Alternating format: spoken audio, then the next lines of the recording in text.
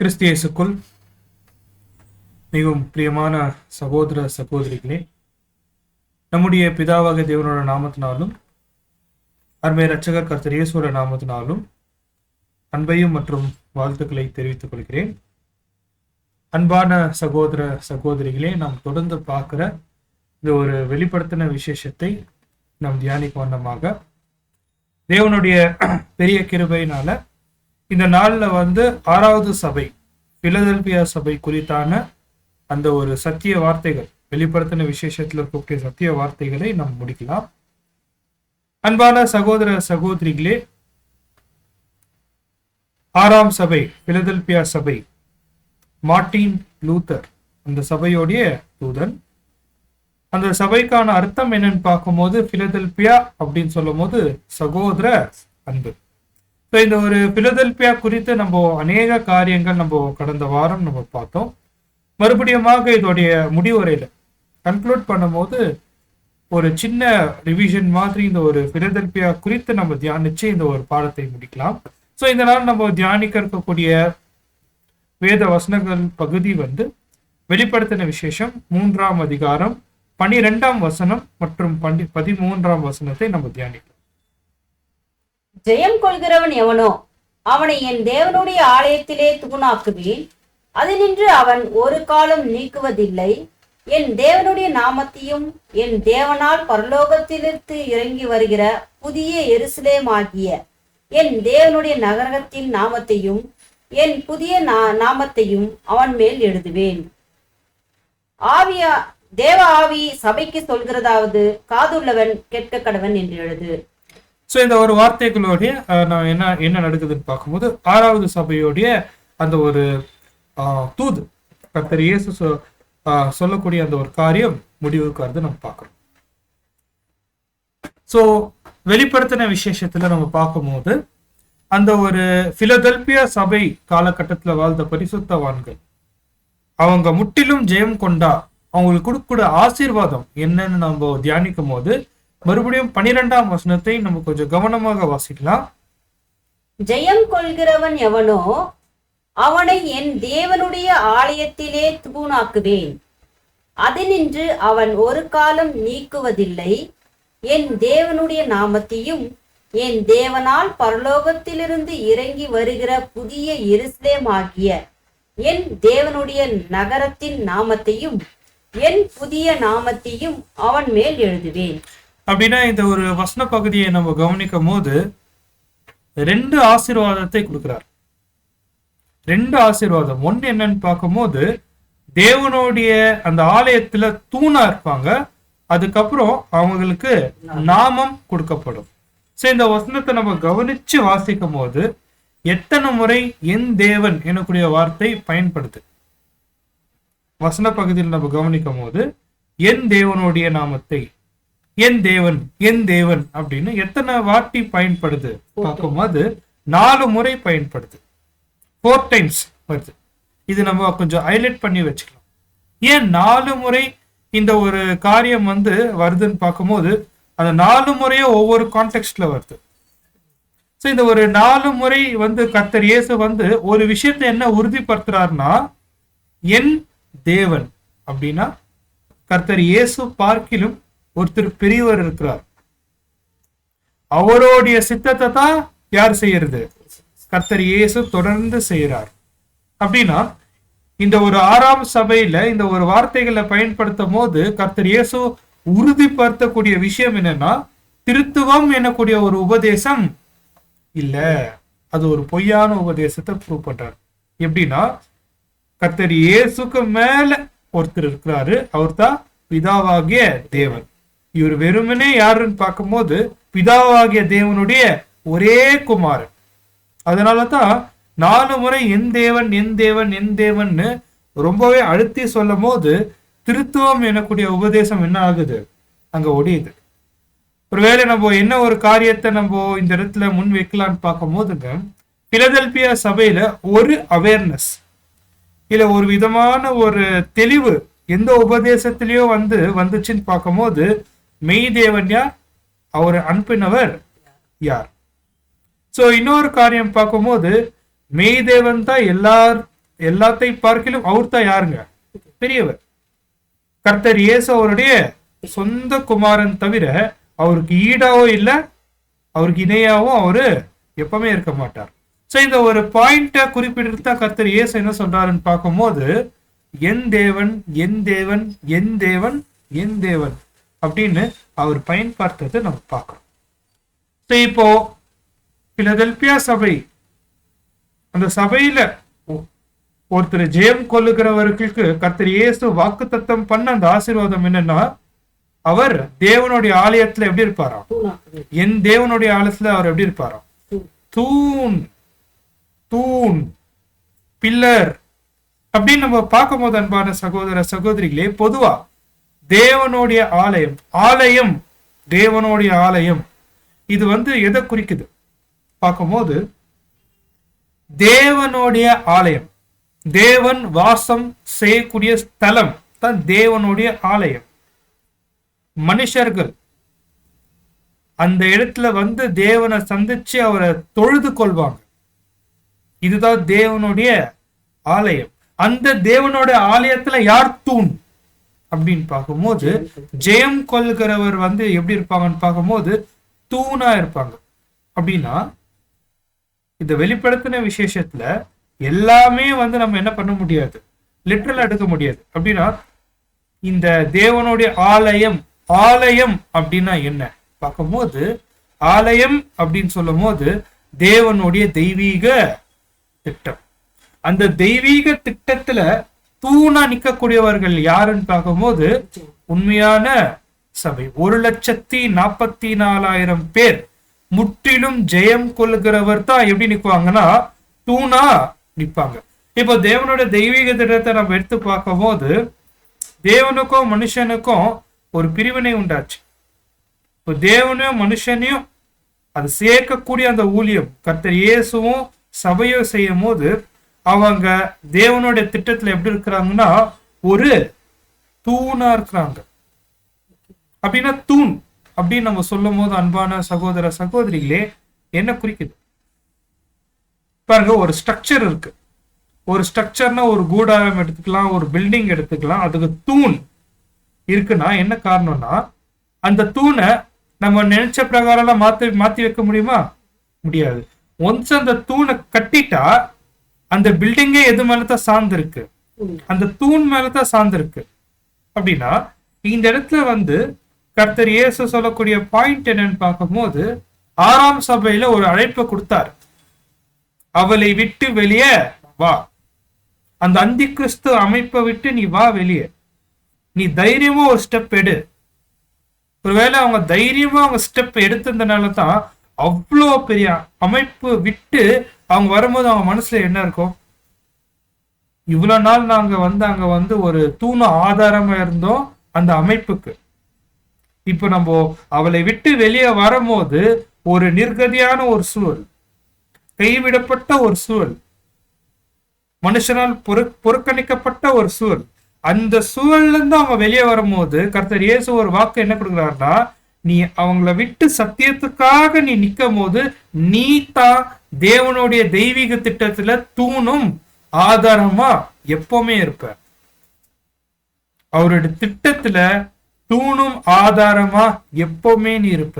அதுதான் கர்த்தர் இயேசு ஜெயம் கொள்கிறவர்களுக்கு கொடுக்கக்கூடிய மிகப்பெரிய வாக்கு தத்தம். அன்பான சகோதர சகோதரிகளே, 6ஆம் சபையில இருக்கக்கூடிய பரிசுத்தவான்கள் அவங்களுக்கு கிடைச்ச அந்த ஒரு சின்ன பலத்துல, அந்த ஒரு திறந்த கதவுல அவங்க என்ன பண்ணாங்கன்னா தைரியமா சத்தியத்துக்காக அவங்க அந்த ஒரு அமைப்பை விட்டு வெளியே வந்தாங்க. ஒருவேளை மனுஷனுடைய பார்வையில அவங்க நிர்கதியா நிற்கிறாங்க, ஆனா தேவனுடைய பார்வையில அவங்க தான் தேவனுடைய தெய்வீக திட்டத்துல தூண். தூண். ஒரு வசனம் வாசிக்கலாம் அன்பான சகோதர சகோதரிகளே.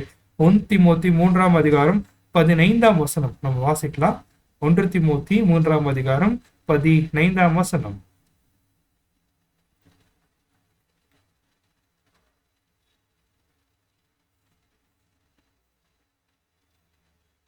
கிறிஸ்தியேசுவை பற்றும் விசுவாசத்தினாலே 1 தீமோத்தி 3ஆம் அதிகாரம் 15ஆம் வசனம். 1 தீமோத்தி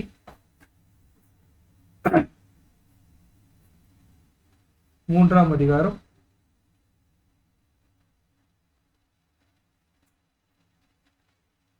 15 வாசிங்க.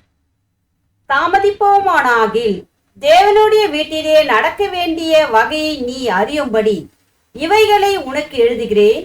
அந்த வீடு ஜீவனுள்ள தேவனுடைய சபையாய் சத்தியத்திற்கு தூணும் ஆதாரமாய் இருக்கிறது. பாருங்க, ஜீவனுடைய தேவனுடைய ஒரு வீடாய் அந்த வீட்டுல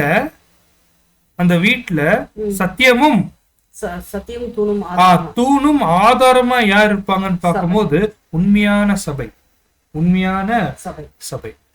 சோ இதுதான் கர்த்தர் இயேசு இந்த வெளிப்படுத்தின விசேஷத்துல சொல்லும் போது தேவனுடைய ஆலயத்துல தூணா இருப்பாங்கன்னா இவங்க தான் சத்தியமா இருப்பாங்க. இவங்க தான் அந்த தேவனுடைய வீட்டுல ஒரு ஆதாரமா இருப்பாங்க. இது முற்றிலும் ஜெயம் கொள்கிற வகுப்பா இருக்கு கர்த்தர் இயேசு கொடுக்கக்கூடிய அந்த ஒரு வாக்கு தத்தம். அன்பான சகோதர சகோதரிகளே, சோ இந்த ஒரு காரியத்தை நம்ம பார்க்கும்போது இது நம்ம ரொம்பவே ஆழமா தியானிக்கக்கூடிய ஒரு விஷயம். ஏன்னா இந்த இடத்துல தேவன் அவருடைய தெய்வீக திட்டத்துல நமக்கு வச்சிருக்கக்கூடிய மிகப்பெரிய ஆசீர்வாதம். எப்படி ஒரு பில்டிங்க்கு ஒரு ஸ்ட்ரக்சருக்கு ஒரு தூணை வச்சுட்டா அது என்ன பண்ண முடியாது, அதை யாருனாலையும் மாத்த முடியாது, அசைக்க முடியாது. அதே போலதான் உண்மையான சபைய கர்த்தர் இயேசு என்ன சொல்றாருன்னா, ஜெயம் கொண்டுட்டா உங்களால யாருமே உங்களை என்ன பண்ண முடியாது, அசைக்க முடியாது. ஒருவேளை அந்தி கிறிஸ்து அமைப்பு என்ன பண்ணாங்க, உண்மையான சபைய அவங்க ஜீவ புஸ்தகத்துல எடுக்கிறேன்னு சொல்லுவாங்க, அவங்களோட சபையில இருந்து துரத்தி விட்டுருவாங்க. இந்த மாதிரி எல்லாம் பண்ணும்போது ஒரு நிலையான நிலை யாருக்கு இல்லைன்னு பார்க்கும்போது இந்த பூமியில வாழக்கூடிய உண்மையான சபைக்கு இல்லை. ஆனா கர்த்தர் சொல்லக்கூடிய விஷயம் என்னன்னா, அசைக்க முடியாத ஒரு இடத்துல தேவனுடைய ஆலயத்துல சபை தான் தூணா இருப்பாங்க. எவ்வளவு பெரிய வாக்கு தத்தம் அன்பான சகோதர சகோதரிகளே.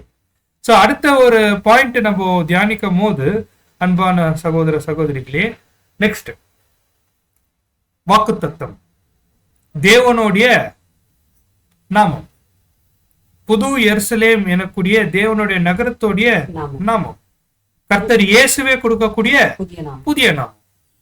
அப்படின்னா அன்பான சகோதர சகோதரிகள் 3 முறை நாமம் நாமம் நாமம் வருது, 3 முறை. அதோ இது எல்லாமே எப்படி இருக்குன்னு பார்க்கும் போது ஒரு புதிய நாமமா இருக்கு, ஒரு முழுமையா அடியுது, ஒரு டோட்டாலிட்டி காமிக்குது. பொதுவா வெளிப்படுத்தின விசேஷத்துல ஒரு விஷயம் 3 முறை வந்துச்சுனாவே அது எப்படிதான் இருக்குங்க, ஒரு முழுமையா இருக்கும், ஒரு டோட்டாலிட்டியா இருக்கும். சோ இந்த இடத்துல முற்றிலுமாய் ஜெயம் கொள்ளுகிறவர்களுக்கு கர்த்தர் இயேசு அவர் என்ன வாக்கு தத்தம் கொடுக்கிறாருன்னா, அவருடைய பிதாவுடைய நாமத்தை தருவேன், அந்த புது எருசலேம் தேவனுடைய நகரத்துடைய நாமத்தை தருவேன், என்னுடைய நாமத்தை தருவேன் அப்படின்னு ஒரு வாக்கு தத்தம் சொல்லும் போது நாமம் என்றால் என்ன, நாமம் என்னால் என்ன பார்க்கும்போது ஒரு மனுஷனுடைய குணலட்சணம் தான் அந்த நாமம் குறிக்குது. ஒருவேளை ஒரு சகோதரனோ சகோதரியோ அவங்கள ஒரு பேர் சொல்லி நம்ம அழைக்கிறோம் அப்படின்னு சொல்லும் போது வெறும் அவங்களுடைய முகத்தோற்றம் மட்டும் நமக்கு நினைவுக்கு வராது, அவங்களுடைய குணலட்சணம் கூட என்ன ஆகுது, பிரதிபலிக்குது. அதுதான் நாமம், அதுதான் பேர். ஒரு நபருடைய பேர் எந்த அளவுக்கு முக்கியம்னு பார்க்கும்போது அது அவங்களுடைய குணலட்சணத்தை பிரதிபலிக்குது. ஒருவேளை நம்ம உதாரணமா சொல்லணும்னா பைபிள்ல இருந்து எடுத்து பார்க்கும்போது இயேசு கிறிஸ்து அப்படின்னா அபிஷேகம் பண்ணப்பட்ட மேசையா, அபிஷேகம் பண்ணப்பட்ட மேசையா. அவருடைய நாமத்தை ஏத்த வண்ணமா தான் இந்த பூமியில வந்தாரு, வாழ்ந்தாரு, முடிச்சாரு. அப்படின்னா ஒரு பேர் என்பது ஒருத்தருடைய குணலட்சணத்தை குறிக்குது. ஆனா இந்த இடத்துல ஒருத்தர் முற்றிலும் ஜெயம் கொள்ளுகிறவரா மாறுறார் அப்படின்னு சொல்லும் போது இந்த இடத்துல நாமத்தை தரார். அப்படின்னா இது என்ன அர்த்தம்?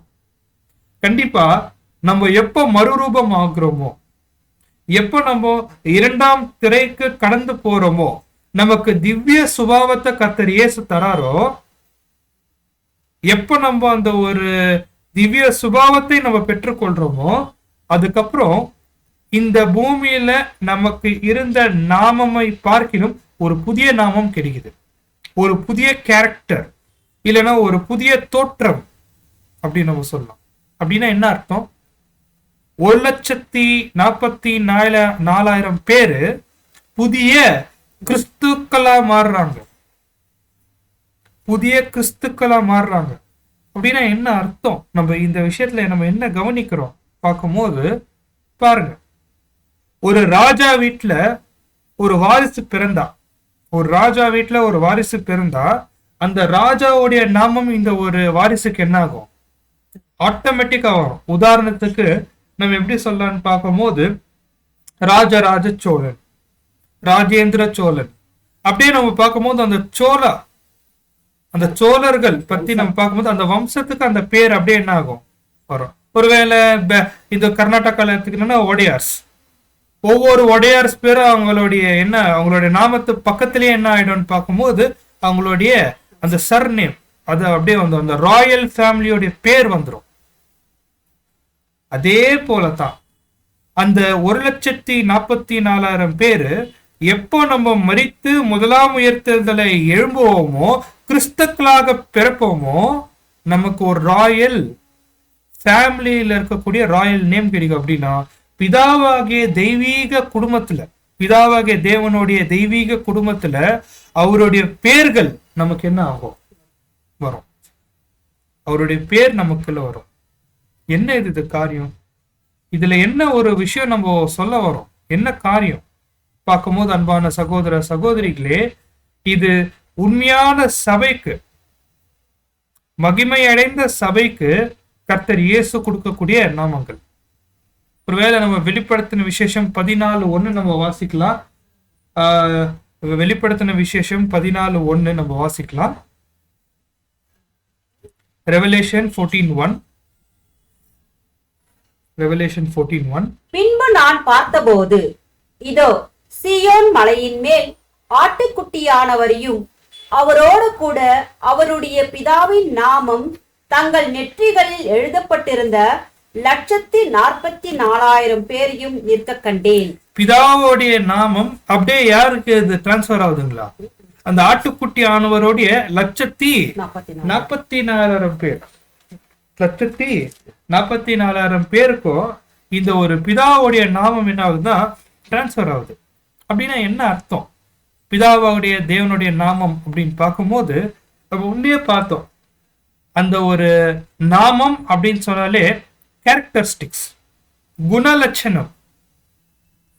இப்போ உண்மையான சபைக்கு அந்த ஒரு என்னுடைய பிதாவுடைய நாமத்தை நான் தருவேன் அப்படின்னு சொல்லும் போது இது என்ன குறிக்குது பார்க்கும்போது, இந்த பூமியிலேயே அன்பான சகோதர சகோதரிகளே, இது 1,44,000 பேர் தேவனுடைய குணலட்சணமாவே இந்த பூமியில வாழ்ந்து காமிப்பாங்க. அதுதான் என்னுடைய பிதாவுடைய நாமத்தை தருவேன் அப்படின்னு சொல்லும் போது இந்த பூமியிலேயே தேவனுடைய குணலட்சணத்தை இந்த பூமியிலேயே அவங்க வாழ்ந்து காமிக்குவாங்க. அப்படின்னா தேவனுடைய 4 குணலட்சணம் என்னன்னு பார்க்கும்போது நீதி, ஞானம், அன்பு மற்றும் வல்லமை. இந்த 4 குணலட்சணத்தை நல்லா புரிஞ்சுட்டு அவங்களுடைய இந்த மாம்ச சுபாவத்துல இவங்க வெளிக்காட்டுவாங்க. ஒருவேளை அது வெளிக்காட்டும் போது சில குறைகள் இருக்கும், அது பரவாயில்ல. ஆனா இந்த வெளியே காட்டும் போது அந்த பிதாவாகிய தேவனுடைய அந்த குணலட்சணத்தை அவங்க பிரதிபலிக்கும் போது அவங்க அவங்களுடைய ஓட்டத்தை முடிச்சிட்டு பிறகு முற்றிலுமாக ஜெயம் கொண்ட நிலைக்கு அவங்க போகும்போது அவங்களுக்கு ஆட்டோமேட்டிக்கா பிதாவாகிய தேவனுடைய கேரக்டர் அவங்களுக்குள்ள இருக்கிறதுனால அந்த நாமமும் யாருக்கு சொந்தமாயிடும். ஒரு வேலை நம்ம சிம்பிளா சொல்லணும்னா, நம்மளுடைய பேர் பக்கத்துல எகோவா தேவனுடைய பிள்ளை அப்படின்னு நம்ம சொல்லி பார்க்கலாம். கொஞ்சம் யோசனை பண்ணி பாருங்க அன்பான சகோதர சகோதரிகளே, நம்மளுடைய பேருக்கு பின்னாடி பிதாவாகிய தேவனுடைய நாமம் சேர்க்கப்பட்டா அது எப்படி இருக்கும்? அந்த ஒரு பிரம்மாண்டத்தை யோசனை பண்ணி பாருங்க. இது யாருக்குமே கிடைக்காது, தூதர்கள் கூட கிடைக்காத ஒரு வாய்ப்பு. பிதாவாகிய தேவனுடைய நாமத்தை நம்மளுடைய நாமத்துல என்ன பண்ணிடுறோம்? இணைச்சுக்கிறோம். கர்த்தர் இயேசுவே கொடுக்கிறார். என்னுடைய பிதாவாகிய தேவனுடைய நாமம் இனிமே யாருக்கோ சொந்தம், நீ முற்றிலும் ஜெயம் கொண்டா உனக்கோ சொந்தம். காரணம், நீ அவருடைய கேரக்டர், அவருடைய குணலட்சணத்தை இந்த பூமியில நீ என்ன பண்ணிட்ட, பிரதிபலிச்சிட்ட.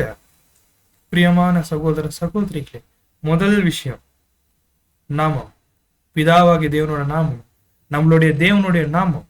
இரண்டாவது வாசிக்கும் போது வாசிங்க. என் தேவனுடைய நாமத்தையும் என் தேவனால் பரலோகத்திலிருந்து இறங்கி வருகிற புதிய எருசலேம் ஆகிய என் தேவனுடைய நகரத்தின் நாமத்தையும். பாருங்க, இப்போ தேவனுடைய நாமத்தை பெற்றுக்கொண்டோம். நெக்ஸ்ட் தேவனுடைய நகரமாக இருக்கக்கூடிய புதிய எருசலேம், புதிய எருசலேம், சமாதான நகரம், புதிய எருசலேம். நம்ம பார்க்கும்போது அன்பான சகோதர சகோதரிகளே, தேவனுடைய நகரமா இருக்கக்கூடிய புதிய எருசலேம். ஃபர்ஸ்ட் தேவனுடைய நாமத்தை பெற்றுக்கொள்வாங்க, ஜெயம் கொள்கிறவர். நெக்ஸ்ட் அவருடைய நகரத்தை, அந்த நகரத்துல இருக்கக்கூடிய விஷயத்தை பெற்றுக்கொள்வாங்க. இது எதை குறிக்குதுன்னா, நம்ம தான் புதிய எருசலேம்ல கவர்மெண்ட், ஆளுகை செய்கிறவர். நம்ம எடுக்கக்கூடிய டிசிஷன் தான் அந்த புதிய எருசலேம்ல என்ன நடக்கும், அது நடக்கும். கவர்மெண்ட், தேவனுடைய நகரமா இருக்கக்கூடிய புதிய எருசலேம்ல நம்ம தான் அரசாங்கம். எவ்வளவு பெரிய பாக்கியம் பாருங்க. பாருங்க, வசனம் வாசிக்கலாம். வெளிப்படுத்தின விசேஷம் 21:2. யோவானாகிய நான் புதிய எருசலேம் ஆகிய பரிசுத்த நகரத்தை தேவனிடத்தினின்று பரலோகத்தை விட்டு இறங்கி வர கண்டேன். அது தன் புருஷனுக்காய் அலங்கரிக்கப்பட்ட மணவாட்டியை போல ஆயத்தமாக்கப்பட்டிருந்தது. சோ அந்த ஒரு புதிய நகரம் யாருன்னு பார்க்கும் போது நம்ம தான் அந்த உண்மையான மணவாட்டி வகுப்பார் தான் அந்த ஒரு புதிய எருசலேம். அப்படின்னா இது என்ன அர்த்தம்னா, இப்ப இருக்கக்கூடிய பழைய எருசலேம் அது நியாய பிரமாணத்தினால அது என்ன இருக்கு, கட்டப்பட்டு இருக்கு. அது இன்னும் கொஞ்ச நாள்ல என்ன ஆயிடுங்க, போயிடும்.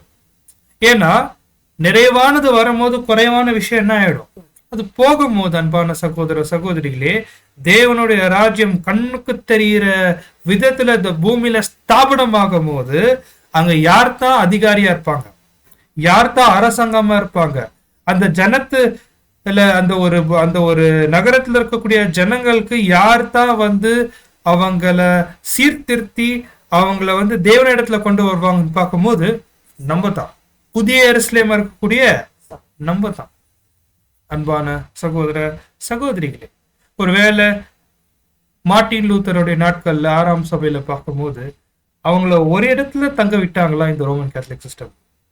போப்பு மார்க்கம் அவங்க நிரந்தரமா எந்த பட்டணத்திலயும் தங்காதபடிக்கு அவங்க ரொம்பவே அவங்க உபத்திரத்தை கொடுத்தாங்க.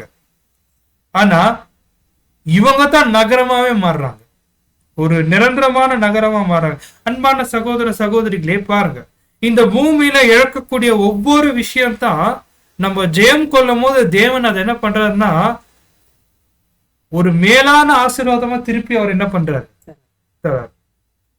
அதாவது இந்த ஒரு வெளிப்படுத்தின விசேஷத்தை நம்ம தியானிக்கக்கூடிய காரணம் என்னன்னா, இந்த பூமியில நம்ம எந்தெந்த காரியத்தை இழக்கிறோமோ பரமபிதா அவர் என்ன பண்றது இல்ல, அவர் அந்த ஒரு விஷயத்த அது பார்க்கறது இல்ல. நம்மளுடைய அந்த ஒரு உண்மைத்துவத்தை அவர் பார்க்கும் போது அவர் தரக்கூடிய ரெட்டிப்பான நன்மை, அந்த ஆசீர்வாதங்கள் நம்மளுடைய சிந்தனையில நம்ம என்ன பண்ண முடியாது, யோசிக்கவே முடியாது.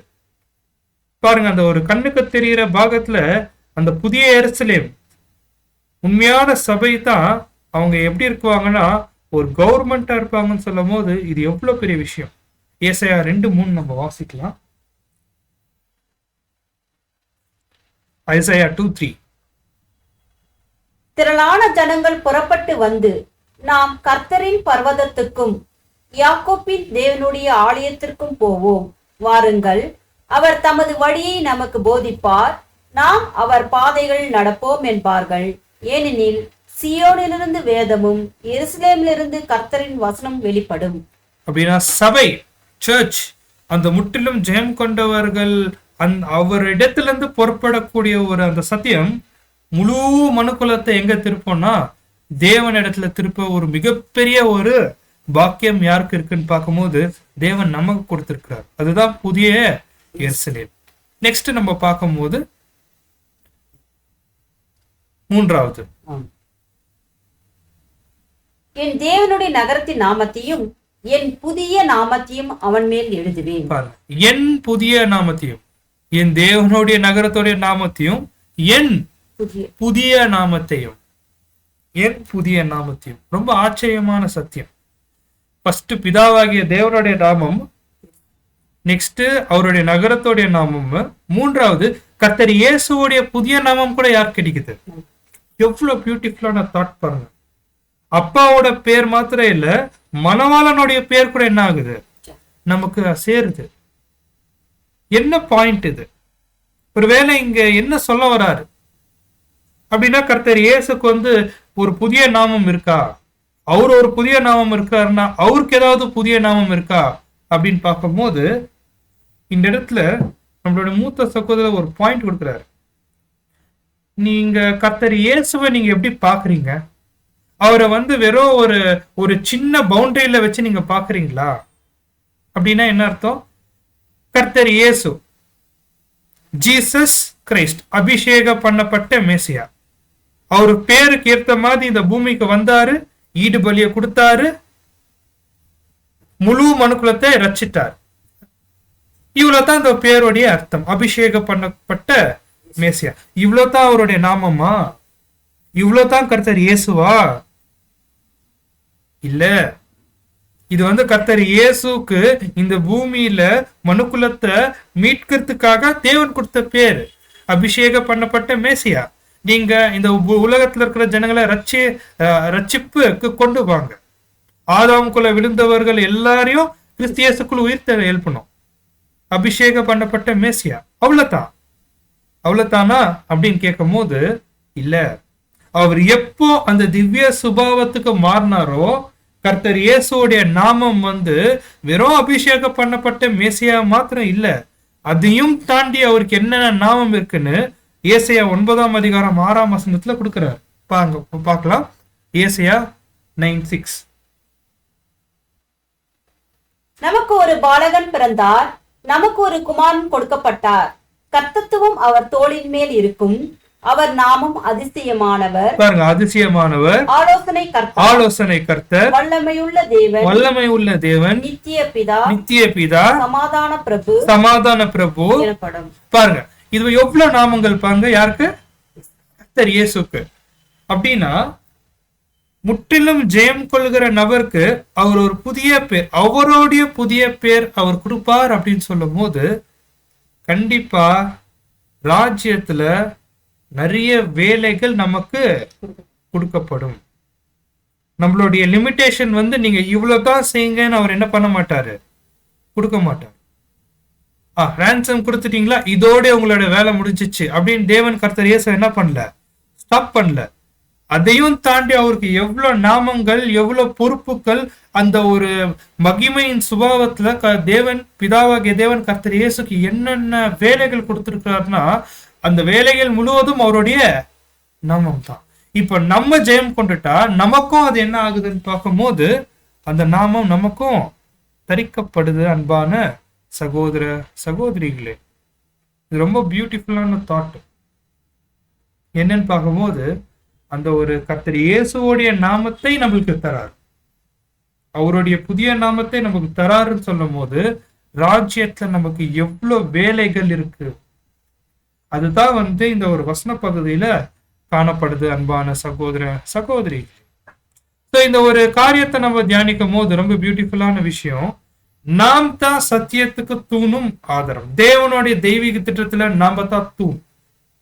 ஃபர்ஸ்ட் பாயிண்ட், தேவனுடைய நாமம் அப்படின்னு சொல்லும் போது அவருடைய குணலட்சணத்தை நம்ம பிரதிபலிச்சா நம்மளுடைய நாமம் சேர்த்து அவருடைய நாமம் என்ன பண்ணும், இணைக்கப்படும். இது ரெண்டாவது விஷயம்.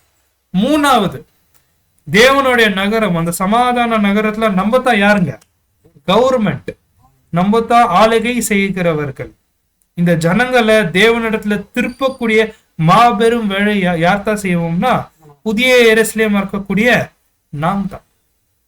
நெக்ஸ்ட், புதிய நாமத்தை நமக்கு தருவார் அப்படின்னு சொல்லும் போது கர்த்தர் இயேசுவோடைய நாமத்தை சேர்த்து நம்மளுடைய நாமமும் என்ன ஆயிடும், இணைக்கப்படும். அப்படின்னா நம்மளுடைய கேரக்டர், நம்மளுடைய அந்த மறுரூபம் ஆக்கப்பட்டுட்ட பிறகு நமக்கான வேலைகள் ரொம்பவே பெருசு. சோ இதுதான் நம்ம பார்க்கும்போது அன்பான சகோதர சகோதரிகளே, ஒருவர் முற்றிலும் ஜெயம் கொண்டா கர்த்தர் இயேசு கொடுக்கக்கூடிய ஆசீர்வாதம். இது 6 காலகட்ட சபைக்கு மாத்திரம் இல்ல, எல்லா காலகட்ட சபைக்கும், எல்லா 7 காலகட்ட சபைக்கும் இது என்னன்னா, இந்த ஒரு ஜெயம் கொள்கிறவர்களுக்கு இந்த ஆசீர்வாதம் நிச்சயம் உறுதி. நாம் அந்த ஜெயம் கொள்கிற வகுப்பாரா மாறும். அதுதான் இந்த ஒரு வசனத்தோடைய முக்கியமான ஒரு விஷயமா இருக்கு. நம்ம பார்க்கிறோம். வெளிப்படுத்தல் 3:13. தேவ ஆவி சபைக்கு சொல்கிறதை காதுள்ளவன் கேட்க கடவன் என்று எழுது. பாருங்க. சோ இந்த காரியங்கள்லாம் நம்ம பார்க்கும்போது யாருக்கு காது இருக்கோ அவங்க என்ன பண்ணுவாங்க, கேட்க கடுவாங்க. அது ஏத்துக்கொள்கிற மனது இருக்கோ, இந்த எச்சரிப்பு சத்தத்தினால ஒருத்தர் அவங்களுடைய குணலட்சணத்தை மாற்றி கொள்றதுக்கு மனசு இருக்கோ அவங்க என்ன பண்ணுவாங்க, கேட்குவாங்க. யார் ஒருத்தர் ஜெயம் கொள்கிறார்களோ அவங்களுக்கு தான் இந்த வார்த்தைகள். அன்பான சகோதர சகோதரிகளே, இந்த ஒரு காரியத்தை நம்ம முடிவுரையா நம்ம பார்க்கும்போது, பிலதெல்பியா குறித்து நம்ம பார்க்கும்போது அன்பான சகோதர சகோதரிகளே, அந்த ஒரு சபையோடைய பேர் போலத்தான் அவங்களும் இருந்தாங்க. சகோதர அன்பு. தொடர்ந்து சத்தியத்துக்காக அவங்க அவங்களுடைய உத்தமத்துவத்தை காமிச்சாங்க. அவங்களுக்கு இருக்கக்கூடிய அந்த ஒரு சின்ன பலன், வேத வசனத்தோடைய சின்ன வெளிச்சத்தை அவங்க கையில வச்சுக்கொண்டு அவங்க என்ன பண்ணாங்கன்னு பார்க்கும்போது அவங்க சத்தியத்துக்காக நின்னாங்க. ஒரு மிகப்பெரிய சீர்திருத்தம் எனக்குரிய ஒரு சின்ன கதவுனால அவ்வளோ பெரிய அமைப்பை விட்டு அவங்க வெளியே வந்தாங்க. அந்த அமைப்புக்கு எதிராக இவங்க என்ன பண்ணாங்கன்னா சத்தியத்துக்காக இவங்க நின்னாங்க. அதுதான் ரொம்ப முக்கியமான ஒரு காரியமா இருக்கு. நம்ம பார்க்கிறோம் அன்பான சகோதர சகோதரிகளே. அப்படி அவங்க சத்தியத்துக்கு நிற்கும் போது, நிறைய போராட்டத்தின் வழியாக அவங்க நிற்கும் போது, ஒரு வாக்குத்தத்தம் கர்த்தர் என்ன சொல்றாருன்னா, வரக்கூடிய அந்த சோதனை காலத்துல இருந்து உங்களை நான் என்ன பண்ணுவேன், தப்பிக்க வைக்குவேன். காரணம் என்னன்னா, நீங்க இப்பவே நீங்க அந்த பொறுமையை நீங்க என்ன பண்ணிட்டீங்க, அந்த விசுவாசத்தின் பரீட்சையை நீங்க வெளித்தோற்றமா நீங்க காமிச்சதுனால அந்த சோதனையின் காலத்துல இருந்து பிலதெல்பியா சபை என்ன ஆயிடுச்சு, அவங்க காக்கப்பட்டுட்டாங்க. அன்பான சகோதர சகோதரிகளே, அது மாத்திரம் ஒரு முக்கியமான பாயிண்ட் என்ன சொல்றாருன்னா, கர்த்தர் இயேசு இதோ நான் சீக்கிரமாய் வருகிறேன். உங்களுடைய கிரீடத்தை நீங்க என்ன பண்ணிடாதீங்க, எடுத்துக்கொள்ளாதபடிக்கு எச்சரிக்கையா இருங்கன்னு சொல்லும் போது ஒரு மிகப்பெரிய பாயிண்ட் என்ன சொல்றாருன்னா, இந்த பிலதெல்பியா சபை முடியும் போது என்னுடைய வருகை பற்றியான அநேக தீர்க்க தரிசனம் என்ன ஆகும், நிறைவேறும்.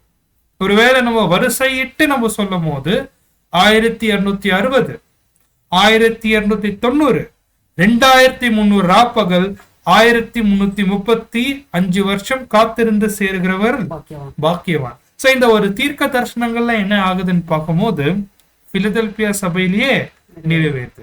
ஒரு எச்சரிப்பின் வார்த்தை என்னன்னா, பிலதெல்பியா சபை முடியும் போது நான் இந்த பூமியில பிரசன்னமாயிடுவேன். ரொம்ப முக்கியமான சத்தியம் அன்பான சகோதர சகோதரிகளே. சோ இந்த ஒரு முழு பிலதெல்பியா சபையில அவர் எந்த குற்றமும் சொல்றது இல்லை.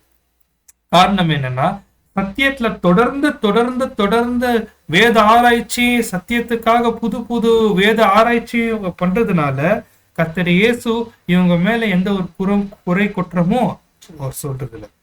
அவங்களுக்கு கொடுக்கக்கூடிய வாக்குத்தத்தம் என்னன்னா, தேவனுடைய வீட்டுல இவங்க தூணா இருப்பாங்க, ஆதாரமா இருப்பாங்க. தேவனுடைய புதிய நாமம் அவங்களுக்கு தரிக்கப்படும், எருசலேமுடைய நாமத்தை தரிக்கப்படும். அதே போல கர்த்தர் இயேசுடைய நாமத்தையும் தரிக்கப்படும். சோ இதுதான் நம்ம பார்க்கும்போது அன்பான சகோதர சகோதரிகளே, பிலதெல்பியா சபையில நம்ம பார்த்த மிக முக்கியமான சத்தியங்கள்.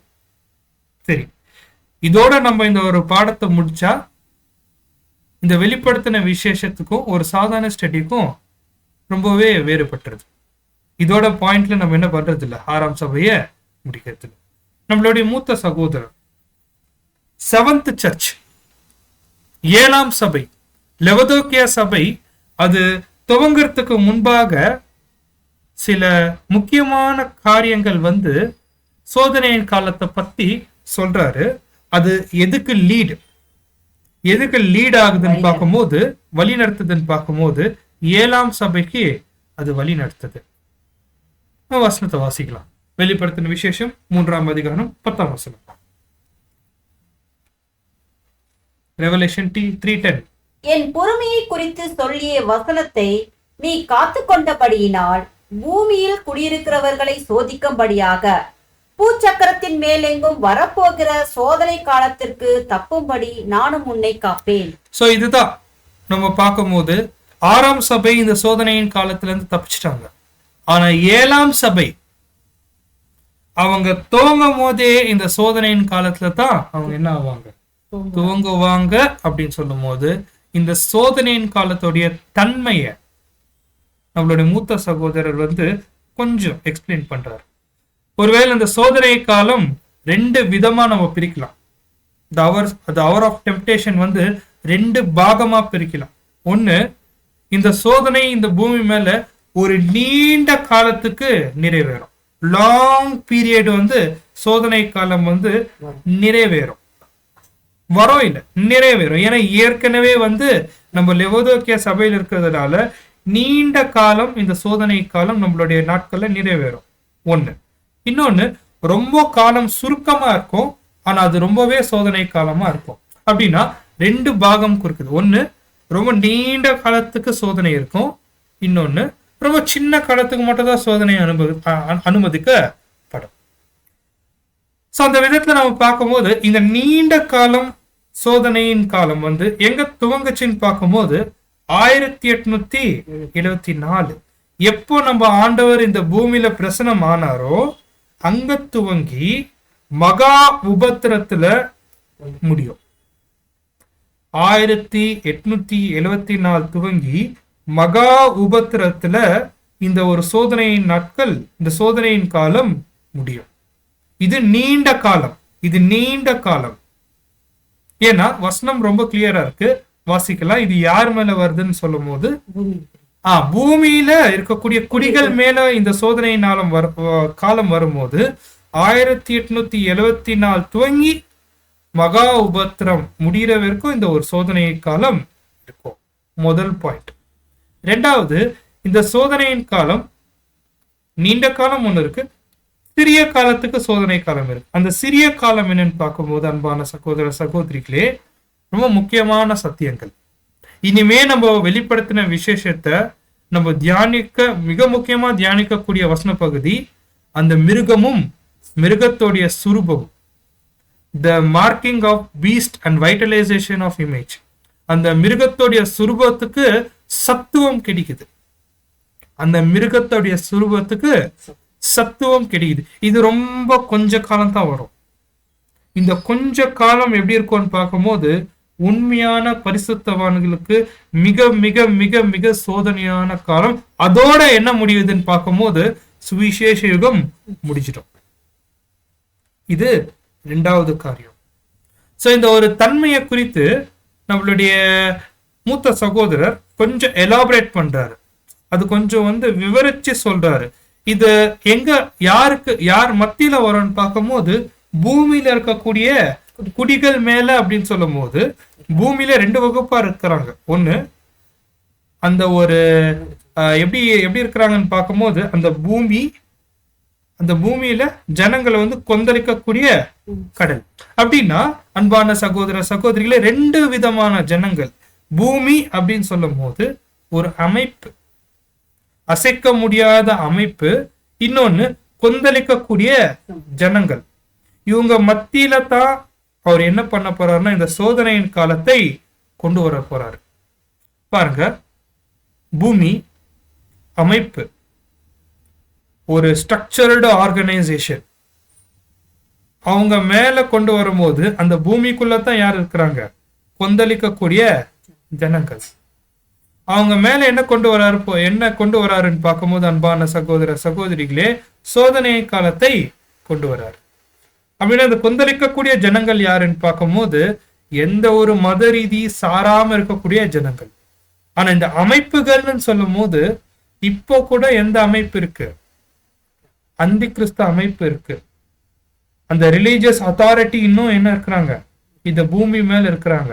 இவங்க மேல தேவன் என்ன பண்ண போறாருன்னு பார்க்கும்போது சோதனையின் காலத்தை கொண்டு வரும்போது இந்த பூமியில யாரோ தான் இருக்கிறாங்க, யாரோ தான் இருக்கிறாங்கன்னு பார்க்கும்போது வெறும் நாமினல் கிறிஸ்டியன்ஸ் மாத்திரம் இல்ல, ஆவினால் ஜெனிப்பிக்கப்பட்ட புதிய சிருஷ்டிகள் கூட எங்க இருக்கிறாங்க? இந்த பூமியில தான் இருக்கிறாங்க.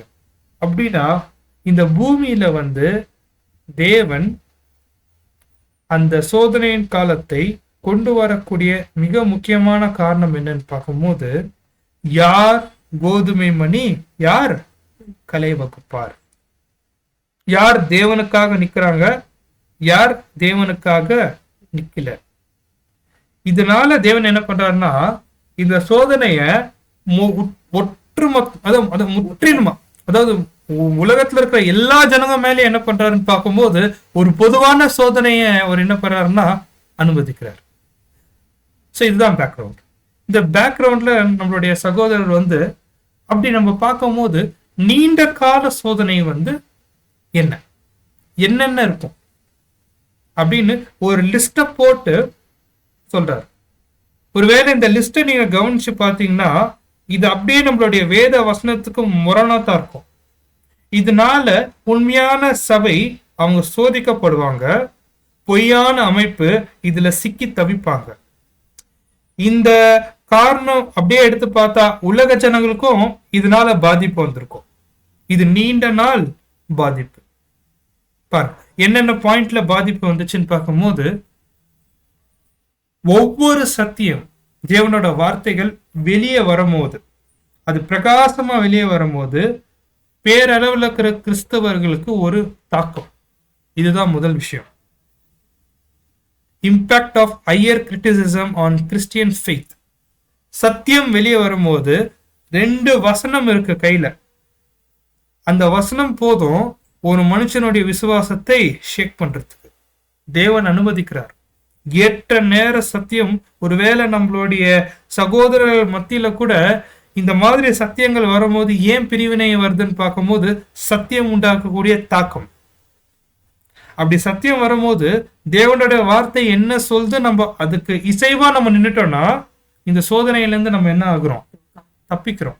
ஒருவேளை அந்த சத்திய வசனத்துக்கு நம்ம நிலைச்சு நிக்கலன்னா அந்த சோதனையில நம்ம என்ன ஆகிறோம்? ஏன் பிரிவினை வருது சகோதர சகோதரிகள் மத்தியில? ஏன் சத்தியத்துல ஒரு இந்த அளவுக்கு பிரிவினை வருதுன்னா தேவன் ஏற்ற நேரத்துல அவருடைய வார்த்தைகளை அனுப்பும் போது அவர் சோதிக்கிறார். யார் உண்மையா இருக்கிறாங்க, அவருடைய வசனத்துக்கு யார் நிலைத்து இருக்கிறாங்க. அதுக்கு நல்ல உதாரணம், நம்ம வேதத்துல இருந்து எடுக்கக்கூடிய ஒவ்வொரு சத்தியம் ஒரு விதத்துல இல்லைன்னா இன்னொரு விதத்துல பாபிலோன் அமைப்புக்கு ஒரு மிகப்பெரிய ஒரு சவாலும் ஒரு அடியா இருக்கு. அது மாத்திரம் இல்ல, அவங்கள ரொம்ப பரீட்சை பார்க்குது. முதல் விஷயம். 2வது, இந்த பூமியில கண்டுபிடிக்கக்கூடிய விஷயங்கள், உதாரணத்துக்கு டார்வின் தியரி, இல்ல பைபிள் புறக்கணிக்கப்பட்ட சில மனுஷனால் ஏற்படுத்தி வைத்த உபதேசங்கள் அவங்க கொண்டு வருவாங்க. ரசலுடைய காலத்துல இது மிகப்பெரிய சவாலா இருந்துச்சு. அதாவது மனுஷன் தேவனால் சிருஷ்டி செய்யவில்லை, அவங்க குரங்குல இருந்து தான் என்ன மனுஷனா உருவாக்குனாங்க. வேதத்துக்கு எதிராக இருக்கக்கூடிய உபதேசம், இத மாதிரி நிறைய விஷயங்கள் இந்த பூமியில எப்படி இருக்குன்னா சோதனையா இருக்கு. அதாவது தேவனுடைய வசனத்தை பரீட்சை பார்க்கக்கூடிய ஒரு காரியம். இதுல உண்மை பரிசுத்தவான் தேவனுடைய வார்த்தையில அவர் சான்று இருந்தார்னா அவர் அந்த சோதனையிலிருந்து அவர் என்ன ஆகிறாரு? தப்பிப்பார். 3வது காரணம், இது ரொம்பவே ஒரு வெளிப்படையா சொல்றாரு. சபைக்குள்ள மத்த பாரம்பரியம் இல்ல அந்நிய தேவர்களுடைய பழக்க வழக்கங்கள் என்ன ஆயிடுச்சு? உள்ள வந்துருச்சு. அதுலயும் விசேஷமா அமெரிக்கன்ல அந்த அமெரிக்கன் பப்ளிக் அப்படின்னு சொல்றாரு, அவங்களுடைய காரியங்கள் உண்மையான மத ரீதியான சம்பந்தக்குள்ள கலந்துடுச்சு. இது கூட ரொம்ப ஆபத்தான விஷயம். இதோ ஒரு பரிசுத்தவானுக்கு என்னதான்? சோதனை தான். நெக்ஸ்ட் 4வது காரியம் என்னன்னு பார்க்கும்போது, எப்போ ஆண்டவர் இந்த பூமியில வந்தாரோ விழுந்து போன தேவ தூதர்கள் என்ன ஆயிட்டாங்க? அவங்க கொஞ்சம் கொஞ்சமா திறக்கப்பட்டுட்டாங்க. அதனால வரக்கூடிய விபரீதம் என்னன்னு பார்க்கும்போது ஸ்பிரிட்டிசம்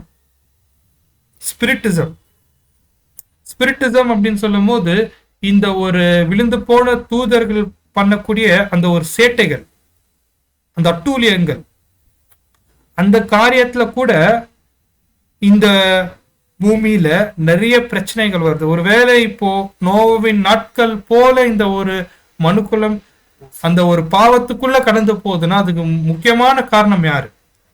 இந்த விழுந்து போன தூதர்கள் தான். யூத 6ஆம் வசனத்துல நம்ம பார்க்கிறோம். நெக்ஸ்ட் 5வது பாயிண்ட், அறிவு பெருக்குதுனால வரக்கூடிய பிரச்சனை என்னன்னு பார்க்கும்போது, சில நாமினல் சிஸ்டம்ல அந்த பேரளவுல இருக்கிற அந்த ஒரு சபையில நம்ம பார்க்கும்போது ஜனங்க இப்பெல்லாம் வந்து கண்மூடித்தனமா எந்த ஒரு விஷயத்த என்ன பண்றது இல்ல, செய்யறது இல்ல. ஒருவேளை வந்து நம்மளுடைய மூத்த சகோதரர்கள் கூட நம்ம உரையாடும் போது, டிஸ்கஸ் பண்ணும்போது, ஒருவேளை அமெரிக்கா 90% யாருமே சபைக்கு போறது இல்லையா. அதாவது நாமினல் சிஸ்டம்ல ரோமன் கேத்தலிக்கோ புரொட்டஸ்டன்ட் சர்ச்ல பாத்தீங்கன்னா 90% போறது இல்லையா. ஒருவேளை இருக்கக்கூடிய 10% யாருன்னு பார்க்கும்போது வயதானவர்கள் தான் எங்க போறாங்கன்னா சபைக்கு போறாங்களாம். காரணம் என்னன்னு பார்க்கும்போது அந்த அளவுக்கு என்ன ஆயிடுச்சுன்னு பார்க்கும்போது இந்த அறிவு பெருக்குறதுனால அந்த ஒரு பக்திக்குரிய விஷயம் ஜனங்க மத்தியில இல்லாத போயிடுச்சு. அதே போல கட்டுக்கதைக்கு ஜனங்க என்ன ஆகல, கேட்க அவங்களுக்கு மனதில்லை. இதோ ஒரு சோதனையின் காலத்தோடைய அறிகுறி தான். Next, technology advancement. இப்ப நம்ம பயன்படுத்தக்கூடிய மிகப்பெரிய நவீன விஷயங்கள், கருவிகள், செல்போன்ஸ், லேப்டாப், நீங்க எது வேணா எடுத்துக்கலாம். இது ஒரு அளவுக்கு நம்ம பயன்படுது அப்படின்னு சொன்னாலும் மெஜாரிட்டி ரொம்ப அதிக அளவுல இது வந்து மனுஷனை என்னதான் பண்ணுது, கஷ்டம்தான் கொடுக்குது. இதோ சோதனையின் காலம். ஒருவேளை நம்ம வீட்டுல எது இல்லைனாலும் நம்ம வாழ்ந்துடலாம், கையில செல்போன் இல்லாம வாழ முடியாது. இது எவ்வளவு பெரிய சோதனை பாருங்க அன்பான சகோதர சகோதரிகளே. நம்ம அந்த ஒரு விஷயத்த தவிர்க்க நினைச்சாலும் இப்ப இருக்கக்கூடிய சூழல்ல என்ன பண்ணுது, நம்மள அந்த ஒரு சோதனைக்குள்ள சிக்கிக்கொள்ற அளவுக்கு எல்லா விதமான விஷயங்கள் இந்த டெக்னாலஜிக்குள்ள இருக்குது நம்ம பார்க்கிறோம். Next, social medias. இது வந்து நம்ம பார்க்கும்போது அன்பான சகோதர சகோதரிகளே, இந்த சோஷியல் மீடியாஸ்னால ரொம்ப பேர் பாதிக்கப்பட்டிருக்கிறாங்க. ரொம்ப விசேஷமா பார்க்கும்போது இது வந்து சகோதரர் சொல்லும் போது இது ஒரு ட்ரையல் ஆஃப் கம்பேரிசன் அப்படின்னு சொல்றாரு. அப்படின்னா ஒரு சோஷியல் மீடியால நம்மளுடைய தனிப்பட்ட இன்ஃபர்மேஷன் மற்றவங்களுக்கு நம்ம ஷேர் பண்ணும் போது, இல்ல மற்றவங்களுடைய இன்ஃபர்மேஷன் நம்ம பார்க்கும் போது அது நமக்கு சோதனையா தான் இருக்கு. ஒருவேளை மற்றவங்க போல நம்ம இல்ல, நம்ம இன்னும் உயர்வுக்கு வரல, நம்ம இன்னமும் எப்படி இருக்கிறோம், ஒரு கீழான பகுதியில தான் இருக்கிறோம், நம்ம இந்த பூமியில முன்னேறவே முடியாதா, இந்த மாதிரி என்ன நடக்குதுன்னு பார்க்கும்போது ஒரு மிகப்பெரிய சோதனைக்குள்ள நிறைய ஜனங்கள் மாட்டிருக்கிறாங்க. இதுவும் பூமி மேல தேவன் அனுமதிச்ச சோதனை தான். Next, materialism. அப்படின்னா நம்ம வீட்டுல இருக்கக்கூடிய பொருட்கள், யார்கிட்ட ரொம்ப விலை உயர்ந்த பொருட்கள் இருக்கு, ஒருவேளை ரொம்ப கிரேசியான விஷயம் நம்ம சொல்லலாம். என்னன்னு பார்க்கும்போது இது பொதுவா நடக்கும் நம்ம வேலை செய்யக்கூடிய இடத்துல. புது ஐபோன்ஸ் வாங்கக்கூடிய பழக்கம் இருக்கு. எது லான்ச் ஆனாலும் அவங்க எல்லார் கையிலயும் ஒரு புது ஐபோன் இருக்கும். தொடர்ந்து செல்போனை மாத்துவாங்க, இல்ல அவங்க கிட்ட கார் மாத்துவாங்க, இல்லைன்னா ஏதாவது ஒரு பொருட்களை மாத்தினே இருப்பாங்க. காரணம் என்னன்னு பார்க்கும்போது அவங்க இன்னும் பெட்டரா இருக்கணும், இல்ல இன்னும் அவங்க முன்னேறணும் அப்படின்னு. ஒரு விதத்துல இவங்க இப்படி பண்றாங்கன்னா அதை சம்பாதிக்கிறதுக்கு அவங்க எவ்வளோ கஷ்டப்படணும், அதை அவங்க கவனிக்கிறது இல்லை. அப்படின்னா இது கூட ஒரு சோதனை தான். அதனால்தான் அப்போஸ்தலர் பவுல் சொல்றாரு, பணம் தான் எல்லா விஷயத்துக்கும் தீமைக்கு வேற இருக்கு அப்படின்னு சொல்லும் போது அன்பான சகோதர சகோதரிகளே, இத கூட என்ன நம்ம பாக்குறோம்னா சோதனையின் காலம். ஒருவேளை நம்ம சொன்ன பாயிண்ட்ஸ் வந்து ஒரு மேலோட்டமா இருந்தாலும் நம்ம டிஸ்பிளே பண்ணியிருக்கிற இந்த ஒரு விஷயங்களை நம்ம கொஞ்சம் ஆழமா நம்ம சோதிச்சு பார்த்தா கண்டிப்பா புதிய சிருஷ்டி இருக்கக்கூடிய நாம் இந்த காரியத்துல ஒன்னு இல்லைன்னா இன்னொன்னு நமக்கு தொடர்ந்து சோதனை கொடுத்துனே இருக்கும். இதுல இருந்து நம்ம எப்படி தப்பிக்கணும், அதுதான் நம்ம கவனிக்கணும். தவிர இதுல நம்ம மாட்டிக்கொண்டா அன்பான சகோதர சகோதரிகளே நம்மளால வெளியே வர முடியாது. அதுதான் இங்க முக்கியமான காரணம். இது நீண்ட நாளுக்குன்னா இது மகா உபத்திரத்துல அழியிற வரைக்கும் இந்த காரியங்கள் எப்படி இருக்கும்? டெக்னாலஜியை மாற்ற முடியுமா? செல்போனுடைய டெக்னாலஜிஸை மாற்ற முடியுமா? அது நடந்துனே இருக்கும். அது யாருனாலையும் ஸ்டாப் பண்ண முடியாது. அது இன்னும் வரக்கூடிய காலத்துல அது சோதனையா தான் இருக்கும் அப்படின்னு நம்ம சொல்லும் போது இது மாற்ற முடியாது. இது நீண்ட காலம் 1874 இருந்து இது சோதனையா தான் இருக்கும். ஆனா அடுத்த பாயிண்ட் நம்ம தியானிக்கும் போது அன்பான சகோதர சகோதரிகளே, சின்ன காலம், ஷார்ட்டர் அவர், ரொம்ப சின்ன காலத்துக்கு வரக்கூடிய சோதனை தான் உண்மையான பரிசுத்தவான்களுடைய ஓட்டத்தோடைய முடிவு. எப்போ ஃபெடரேட்டட் புராட்டஸ்டன்ட் அமைப்பு போப்பு மார்க்கத்தோடைய இணையறாங்களோ புரிஞ்சுக்கலாம் நம்மளுடைய ரட்சிப்பு சமீபமாயிடுச்சு. முதல் விஷயம் இது நம்ம ரொம்ப ஆழமா வெளிப்படுத்தின விசேஷத்துல கவனிக்க போறோம். இது உலகத்துல இருக்கக்கூடிய நம்மளுடைய பரிசுத்தவான்கள், சகோதரர்கள், மூத்த சகோதரர்கள் ஒவ்வொரு நாளும் கவனிக்கக்கூடிய விஷயம். இன்னும் கூடிய சீக்கிரம் அந்த போப்பு மார்க்கத்தோட இந்த ஃபெடரேட்டட் புராட்டஸ்டன்ட் அமைப்பு மறுபடியும் அவங்க சேருவாங்க, சத்துவம் பெற்றுக்கொள்வாங்க. உண்மையான பரிசுத்தவான்களுக்கு பிரச்சனை வரும். நெக்ஸ்ட், அப்படி அவங்க சேர்ந்துட்டாங்கன்னா சர்ச் அண்ட் ஸ்டேட் அப்படின்னா சபையும் அரசாங்கமும் அவங்க கூட்டமைச்சு என்ன பண்ணுவாங்கன்னா உண்மையான பரிசுத்தவான்களை துன்புறுத்த துவங்குவாங்க. அவங்களுடைய காரியத்துல அவங்க இணையில அவங்களுக்கு ஒத்து போலன்னா மிகப்பெரிய ஆபத்து யாருக்கு? உண்மையான பரிசுத்தமான இருக்கக்கூடிய நமக்கு. கர்த்தர் இயேசு இதை குறித்து சொல்லும் போது அந்த ஒரு இருளான காலங்கள் இந்த சபை மேல வரும். வாசிக்கல வசனம் லூக்கா எழுதிய சுவிசேஷம் 22:53. லூக்கா எழுதிய சுவிசேஷம் 22ஆம் அதிகாரம் 53ஆம் வசனம். நான் தினந்தோறும் தேவாலயத்தில் உங்களுடன் கூட இருக்கையில் நீங்கள் என்னை பிடிக்க கை நீட்டவில்லை. இதுவே உங்களுக்கு வேலையும் அந்தகாரத்தின் அதிகாரமாய் இருக்கிறது என்றார். சோ நம்ம இந்த ஒரு காரியத்தை நம்ம வாசிக்கும் போது அன்பான சகோதர சகோதரிகளே, இது மறுபடியும் வாசிங்க அந்த வசனம். நான் தினந்தோறும் தேவாலயத்தில் உடன் கூட இருக்கையில் நீங்கள் என்னை பிடிக்க கை நீட்டவில்லை. இதுவோ உங்களுடைய வேலையும் அந்தகாரத்தின் அதிகாரமாய் இருக்கிறது. இப்ப பாருங்க, இது கர்த்தர் இயேசுவோடைய அந்த ஒரு கன்க்ளூஷன். அவர் ஊழியம் செய்யும் போது யாருமே கர்த்தர் இயேசு என்ன பண்ணீங்க பிடிக்க வரல, சரிங்களா? ஆனா இப்ப என்ன ஆயிடுச்சுன்னு பார்க்கும்போது அவருடைய ஓட்டத்தை முடிக்கும் போது அந்தகாரத்தோடைய வேலை என்ன ஆகுது? ஸ்டார்ட் ஆகுது. கர்த்தர் இயேசு எப்பதான் அரெஸ்ட் பண்ணாங்க? ஒரு அந்தகாரமான சூழல்ல தான் அரெஸ்ட் பண்ணாங்க. அதே போலதான் அந்த போப்பு மார்க்கமும் புராட்டஸ்டன்ட் அமைப்பும் ஒன்னா சேரும் போது அந்த சர்ச்சோ ஸ்டேட்டும் மறுபடியுமாக அங்க ஒரு மணி நேரம் அந்த ஒரு அதிகாரத்துக்குள்ள வரும்போது உண்மையான சபைக்கு ஒரு அந்தகாரமான சூழல் உருவாகும். அந்த சூழல்ல தான் அவங்க என்ன பண்ணுவாங்கன்னு பார்க்கும்போது அவங்களுடைய ஓட்டத்தை முடிப்பாங்க. அன்பான சகோதர சகோதரிகளே, ஸோ இதை குறிப்பிட்டு நம்மளுடைய மூத்த சகோதரர் ஆகஸ்ட் மாதம் 11ஆம் தேதி மன்னா கொடுத்திருக்கிறாரு. அது நம்ம வாசிக்கலாம். ஆகஸ்ட் மாதம் 11ஆம் தேதி மன்னா வாசிங்க. நீ மரணப்பரிதமும் உண்மையாயிரு, அப்பொழுது ஜீவகிரடத்தை உனக்கு தருவேன். வெளிப்படுத்தல் 2ஆம் அதிகாரம் 10ஆம் வசனம். பாபிலோனிலிருந்து மீட்கப்பட்ட திருசபையின் மக்கள் மீண்டும் பலமுறை சாத்தானின் சோதனைக்கு உட்பட்டு தான் இதன் மூலமாவே இவர்கள் உண்மை விசுவாசத்தை வெளிப்படுத்தி உலகத்தை ஜெயித்தவர்களாய் கிறிஸ்துவின் சரீரத்தின் அங்கங்களாய் இருக்க தகுதி பெற முடியும். இதை குறித்து நாம் ஆச்சரியப்படுவது தேவனையும் குமாரனையும் சிநேகிக்கிறவர்களுடைய சகலமும் நன்மைக்கு ஏதுவாக இருப்பதற்கு இவை அவசியமானது. திரைக்கு பின்னால் பரம பந்தய பொருளை பெற நாம் மறிக்க வேண்டும்.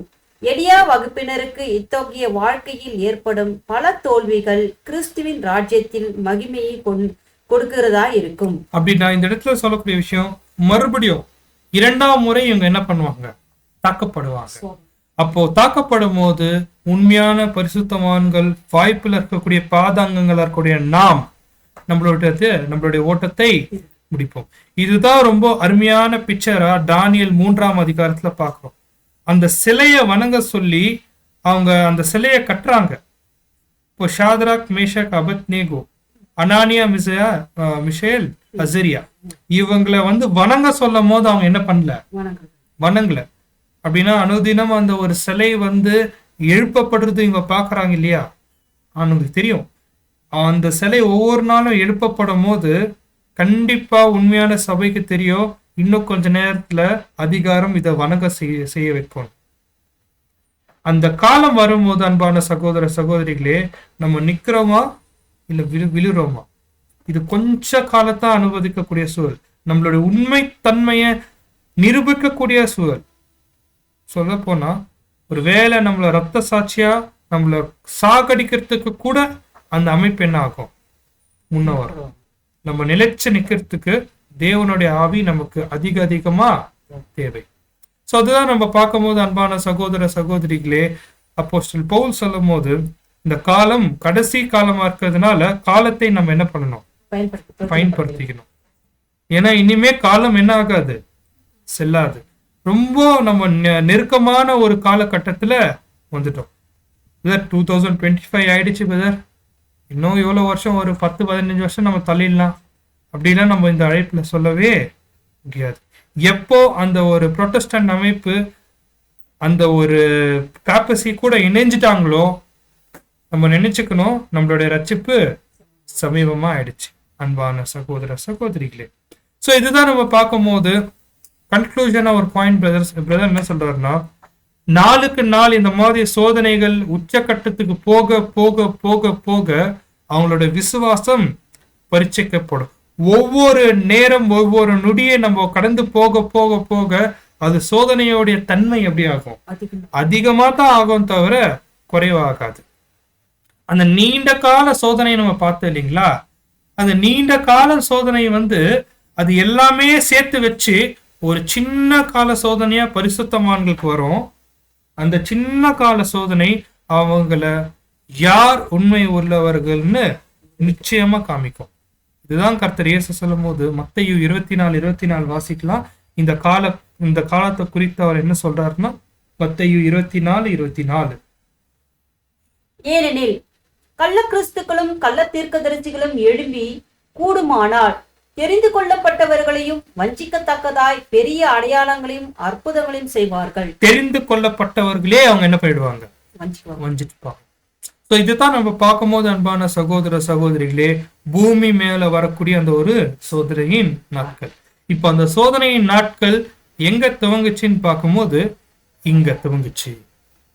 7ஆம் சபை வெளிப்படுத்தின விசேஷத்துல நம்ம அடுத்த வாரம் தியானிக்கக்கூடிய 7ஆம் சபை 1874 முதல் நமக்கு எப்போ முடியும் தெரியல, கொஸ்டின் மார்க். இந்த 7th சர்ச்ல தான் இந்த ஒரு சோதனையின் காலமா துவங்குது. 7th சர்ச் லெவதோக்கியா சபை, அதோடைய மீனிங் பார்க்கும்போது ஜட்ஜ்டு பீப்பிள், நியாய தீர்க்கப்பட்ட ஜனங்கள். லெவதோக்கியானா நியாயம் தீர்க்கப்பட்ட ஜனங்கள். ஏன்னா யார் வந்துட்டாரு? இயேசு கிறிஸ்து வந்துட்டாரு.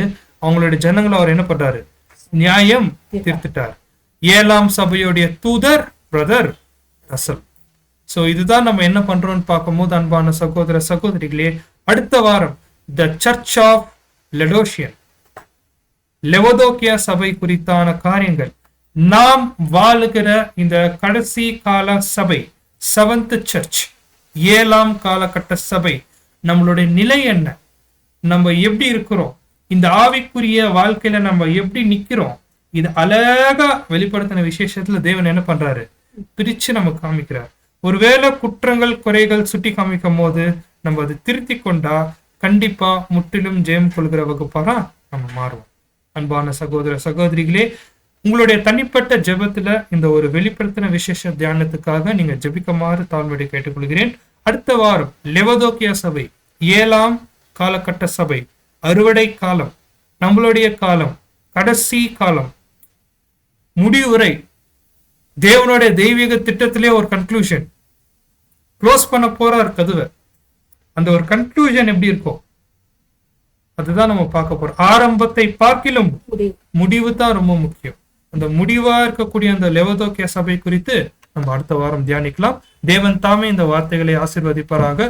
பொறுமையோடு கேட்ட அன்புக்குரிய சகோதர சகோதரிகளுக்கு கிறிஸ்து இயேசுக்குள்ளாக என்னோட அன்பின் வாழ்த்துக்களை தெரிவித்துக் கொள்கிறேன். ஆமீன்.